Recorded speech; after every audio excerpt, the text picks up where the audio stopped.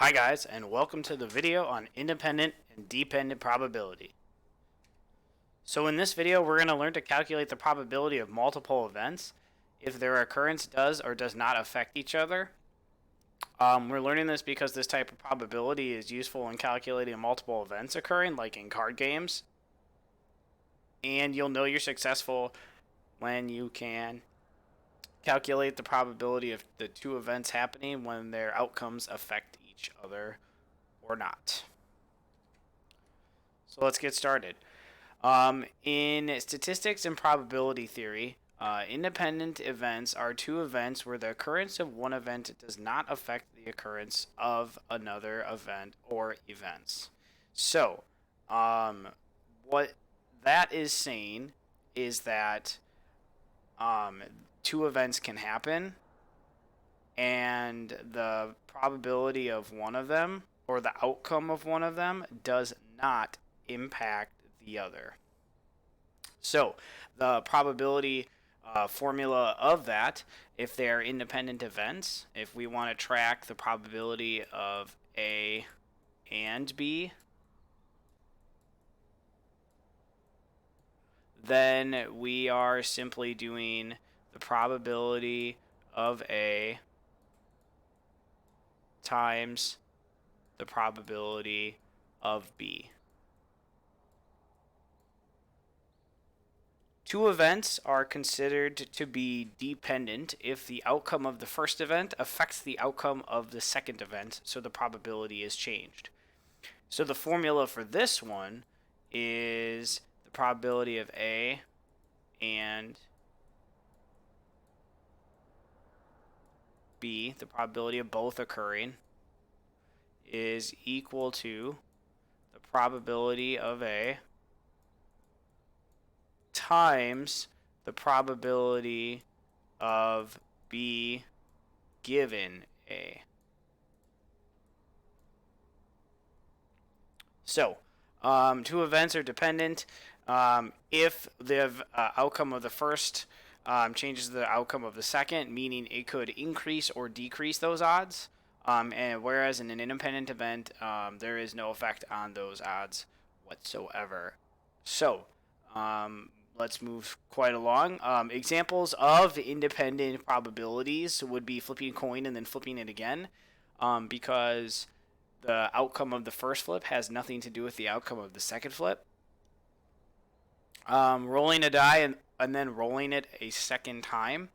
Both dice are completely independent. If you roll two different dice, it's the same thing too. They're completely independent, and their probabilities won't impact each other. And then any trial where you reset after the outcome. So resetting would be something like putting it back. So putting a selection back.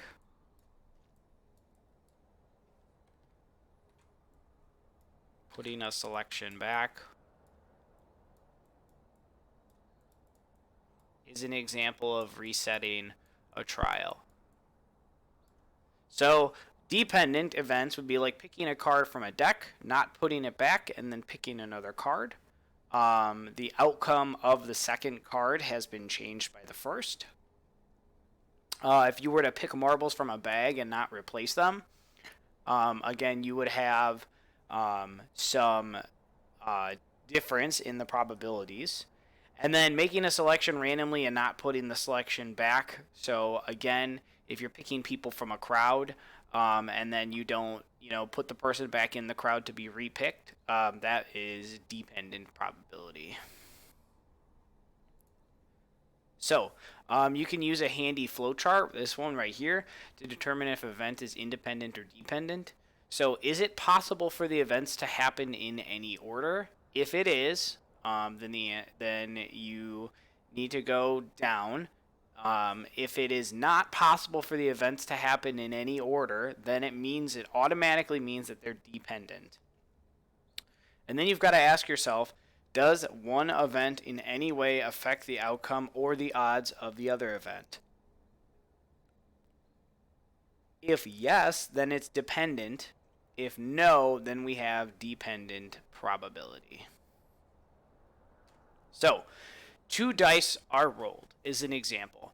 what is the probability of getting a composite number on the first roll of a die and getting a prime number on the second roll?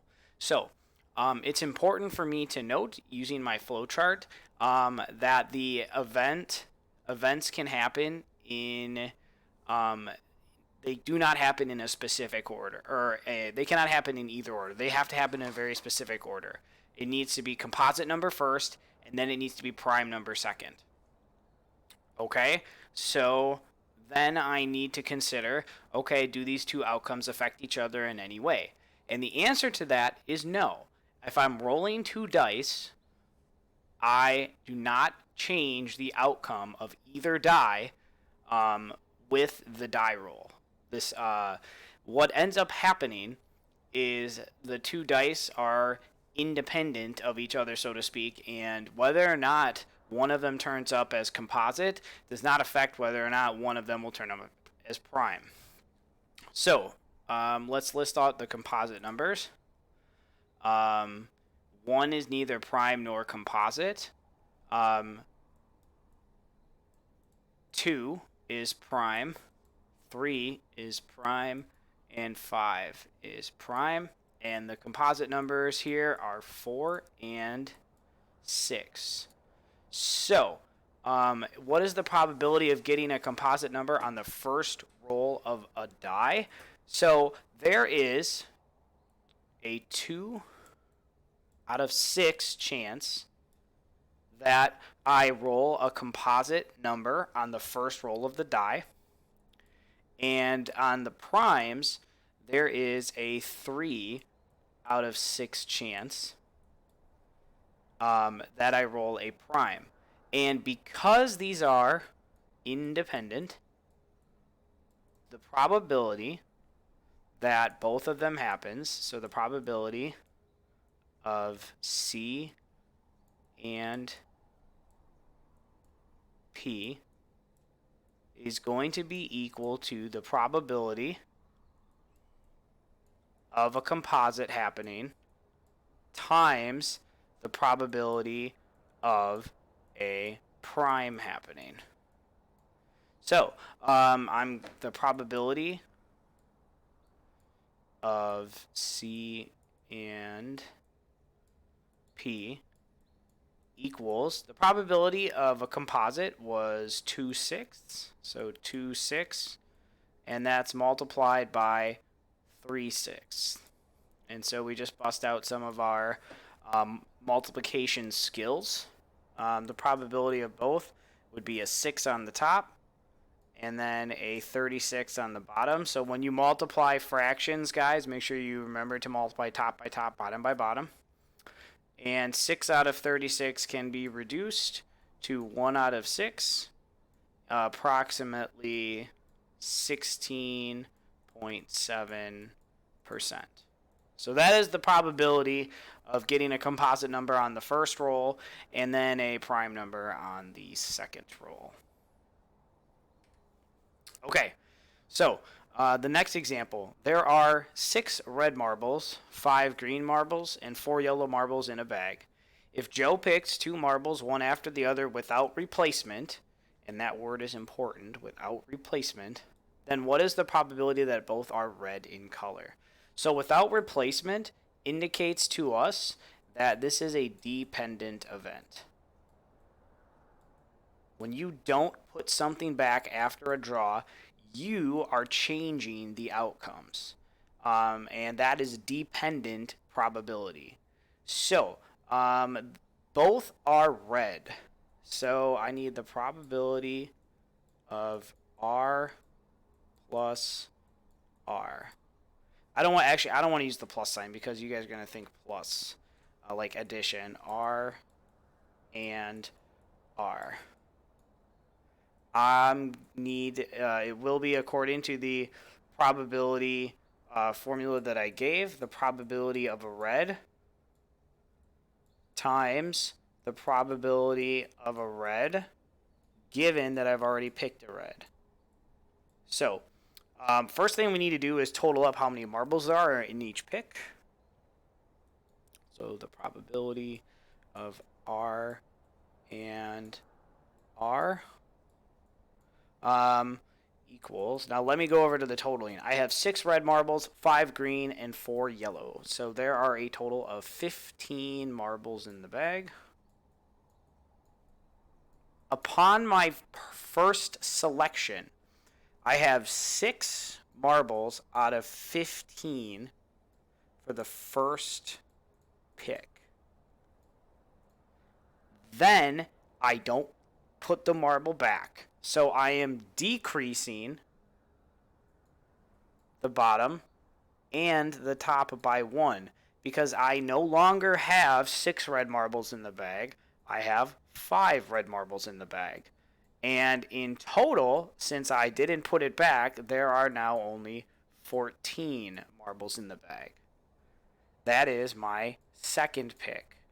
This is actually more scientifically, this was the probability of a red, and this was the probability of a red given that I've already picked a red.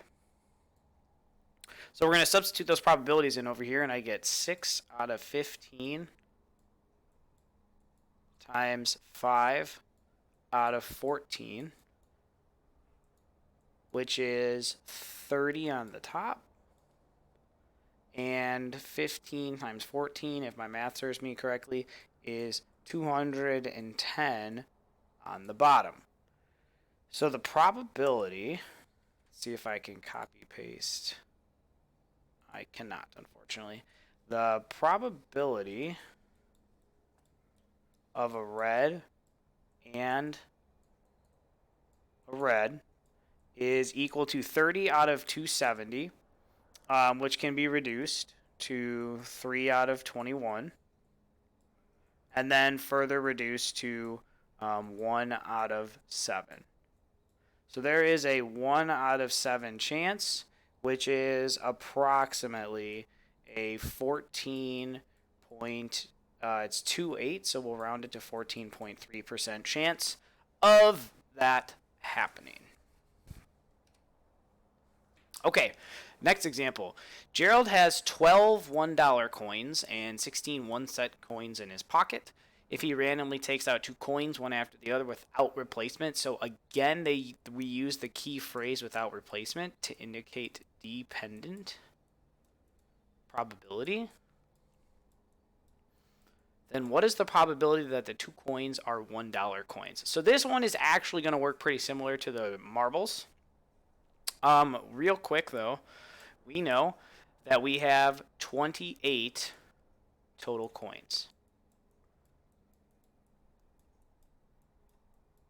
Okay, so let's set up our probability equation. So the probability of he gets a dollar coin and a dollar coin.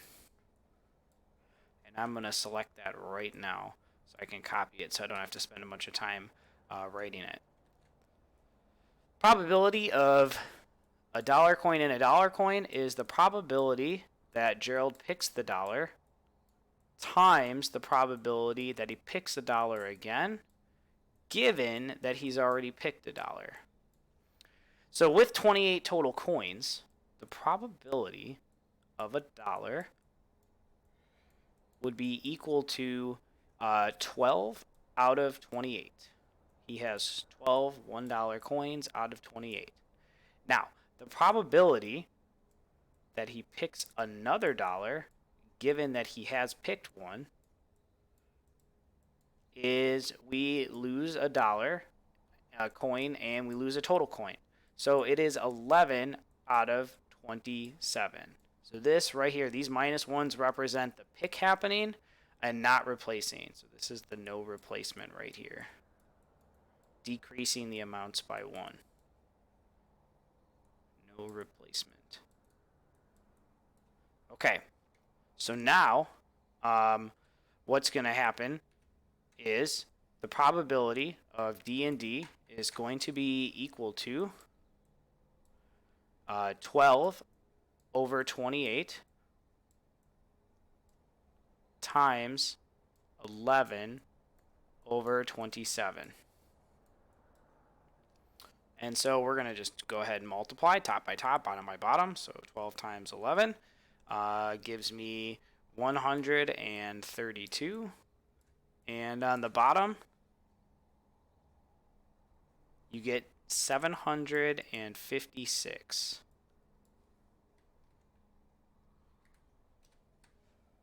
So I'm going to just move down my probability of D and D again. And so I know that both of them are divisible by 2. And so I would get 66 over 378. And both of those are divisible by 2, which is 33 over 189.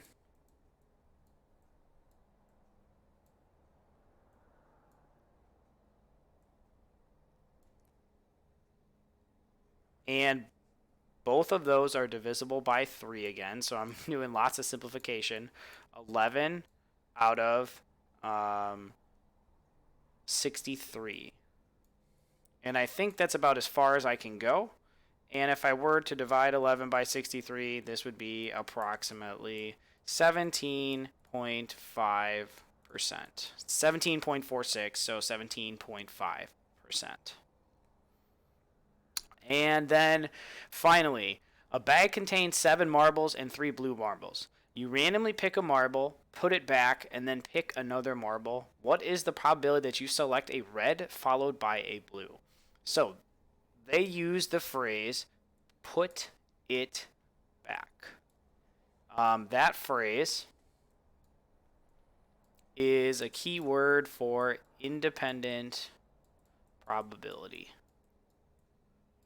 So a bag contains 7 red marbles and 3 blue marbles. So we have 10 total marbles.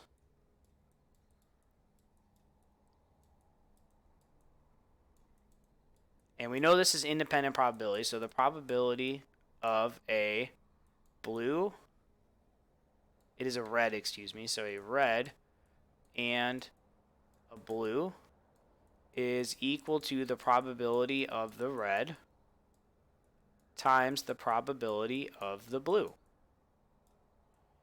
And so let's just figure out their probabilities independently. The probability of a red is equal to 7 out of 10. And then the probability of a blue is equal to 3 out of 10.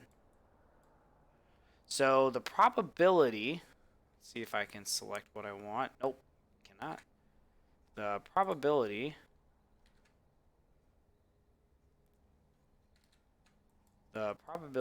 of red and blue is equal to 7 over 10 times 3 over 10, which when we multiply probability of red and blue is equal to 21 over 100, and I don't think we're going to get any simplification out of that, and we know that that's about 21% chance of happening. And so, I mean, that's it, guys, for the basic intro to independent and dependent probability. We're going to branch this off into conditional probability in the next section. But in summary, independent probability is when 2 or more events occur at the same time or after each other, but their outcomes have no impact on each other, and their formula is a little bit simpler. Dependent probability is when 2 or more events occur at the same time or after each other, and their outcomes have a direct impact on each other. So therefore, they change the odds of the other happening. Like one affects the other. And as long as you keep that in mind and the 2 formulas, you'll be good to go in this section. So that's it for today's video, guys. Drop a like below if you learned something new, and thanks for watching. See you in the next one.